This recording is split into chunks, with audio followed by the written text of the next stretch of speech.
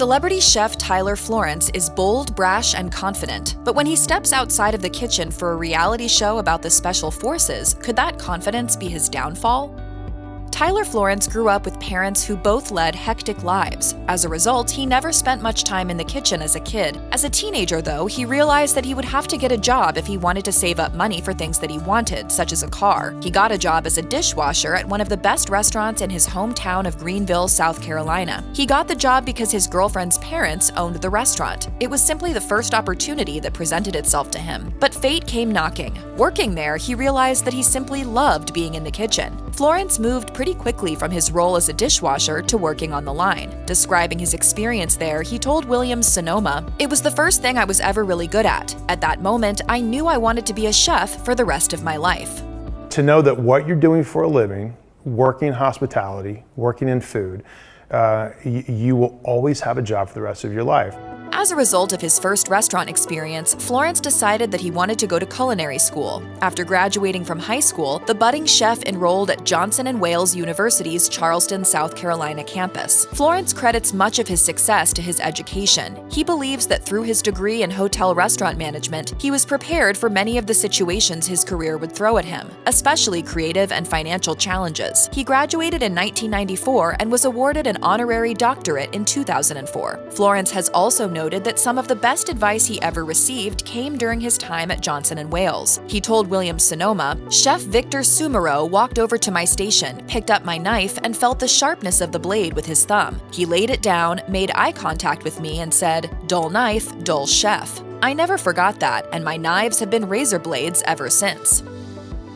Tyler Florence once took the train from South Carolina to New York just to eat at the old location of Jean-Georges' restaurant, JoJo. He spent the entirety of his paycheck on that meal, and the chef described the moment as transformative in an interview with Northside San Francisco, saying, "That was a tipping moment. I came home with empty pockets, a matchbook, and ideas." After graduating from Johnson & Wales University, Florence packed his bags and moved to Brooklyn. His then boss, Louis Osteen, helped him land a job with Charlie Palmer at Oriole. Within a few years, he rose from Oriole and Mad 61, both on the Upper East Side, to River Cafe in Brooklyn. By the time he was 25, he had moved on to an executive chef position at Chibo in Midtown Manhattan. While Florence has described New York as one of the most challenging places for a young chef to work, he also believes that these challenges are crucial for success. Florence set high goals for himself. In 1998, he became the opening chef for Cafeteria, a Chelsea restaurant that famously appeared in several Sex and the City episodes. Around the same time, the Food Network, which was looking for on-air talent, took notice of Florence and hired him full-time in 1999.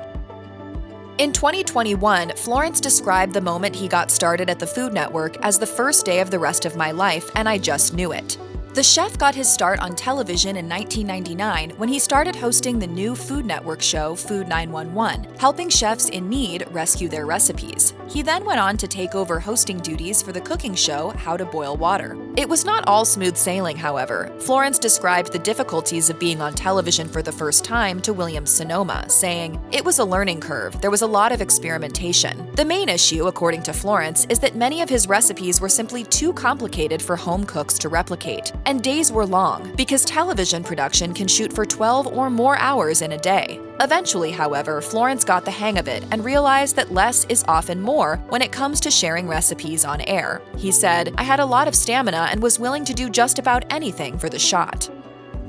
Florence has been on many television shows over the years, but one show he almost appeared on may come as a big surprise to his fans: The Bachelor. In an episode of his podcast, Two Dudes in a Kitchen, which he hosts with former Bachelorette contestant Wells Adams, Florence revealed that he turned down the coveted role of The Bachelor in the early 2000s. He was purportedly asked to star in the show, but the chef said no. According to Florence, this was around the time that he was named People's Sexiest Chef Alive. Florence explained that he chose not to do the show because of his son, who was only 4 years old at the time. He didn't think that his being on a dating show would be the right move for his career or the right example to set for his son. Still, Florence made sure to praise the Bachelor franchise, making it clear that turning down the show was a personal decision and nothing against the popular television program.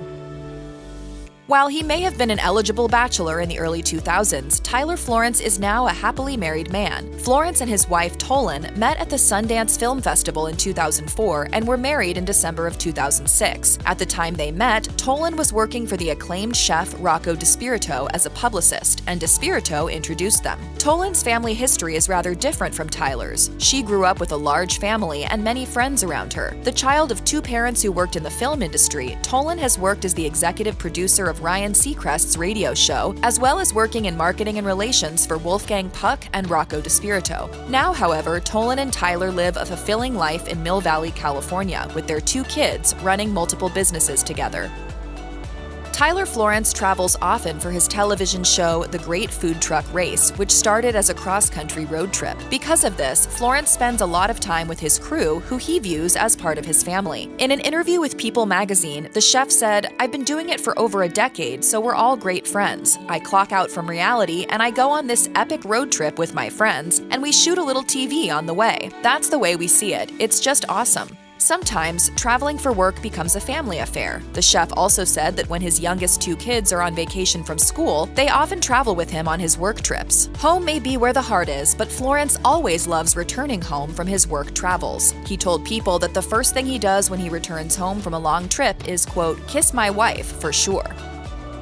While Florence may travel a lot for work, his roots are firmly planted with his family in Mill Valley, California. From this home base, Florence and his wife Tolan orchestrate a network of businesses. Florence's pride and joy is his restaurant, Wayfair Tavern. Over the years, he and his wife have also run a number of other restaurants and other endeavors, including El Paseo, an eatery he ran in partnership with rocker Sammy Hagar before leaving in 2016. Plus, there's his steakhouse, Miller & Lux, which surprisingly has a focus on salad. Forbes magazine has said that this is the best Caesar salad in America. Florence credits his wife with the success of many of their businesses. But while Florence loves his various entrepreneurial enterprises, his restaurants are his true pride and joy. He said in an interview with William Sonoma, "All three of my restaurants, Wayfair Tavern in San Francisco, El Paseo in Mill Valley, and our fast casual restaurant in Terminal 2 of the San Francisco airport, are my happy places."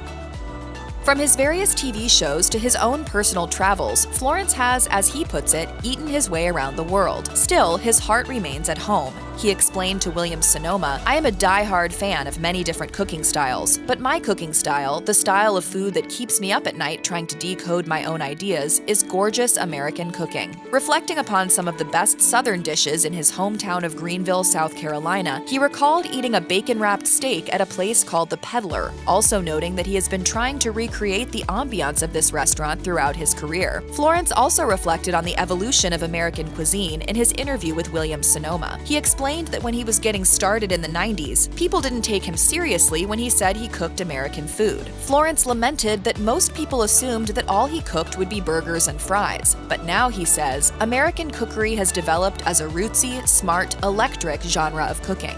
We're pioneers over here on this side of town.